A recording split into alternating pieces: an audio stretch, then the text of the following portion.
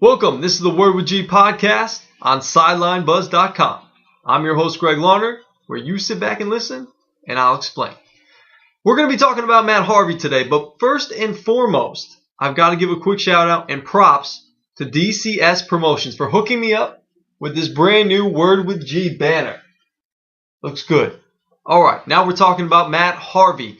The day started with a rematch from about 2 years ago with Steven Strasburg in the Nationals. The rubber game of the series, Mets, Nats, came down to this. An early season matchup, one that was worth noting. The day started, Matt Harvey versus Steven Strasburg. The day ended with a group of Mets fans chanting, "Harvey's better." It ended up today being that Matt Harvey was better than Steven Strasburg. And Strasburg, in my own opinion, always a little bit overrated, or not so overrated, but I'd say just not as good as everybody makes him up to be. His career record's only 43-30. He's got a career ERA at about 3. He's just never at the top of my list, and I don't think he's ever going to get to that top echelon pitcher-wise.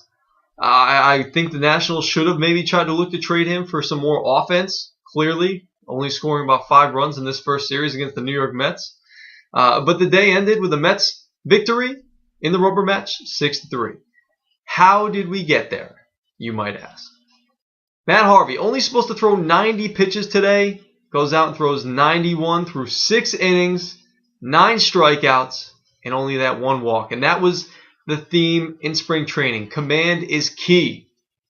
And I was a little worried about his command early in this one. He didn't have his best command. He got to a couple 3-ball counts, but his fastball, right there, 96, 97. Early, he had a little bit of trouble controlling the fastball, putting it exactly where he wanted to. A couple guys, Bryce Harper, he struck out 3 times. That was good to see. Great matchup there. You love to see power on power. Harvey versus Bryce Harper, nothing better. Damp and cold. For being damp and cold in Washington today, he was still getting the fastball up to 96, 97. That's great to see out of Matt Harvey. His arm is live. He's got his momentum back.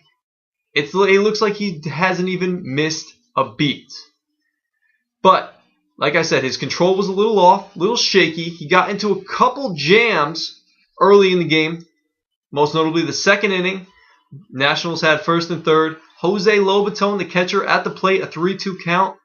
And what does Matt Harvey do? He throws him a banger. He threw him a curveball, 3-2, struck him out looking.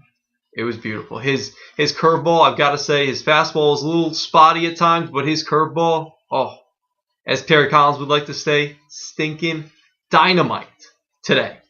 So what's on tap next for Matt Harvey? He's going to get the start on Tuesday, the first one at Citi Field for him since August 2013. It's going to be electric. It's going to be great. Get out there and see Matt Harvey live the day before. It's going to be Jacob deGrom. It's going to be April 14th. It's going to be against the Phillies, one of those teams that the Mets need to beat up on in the NL East, and it was good to take 2 out of 3 from the Washington Nationals in the home opener.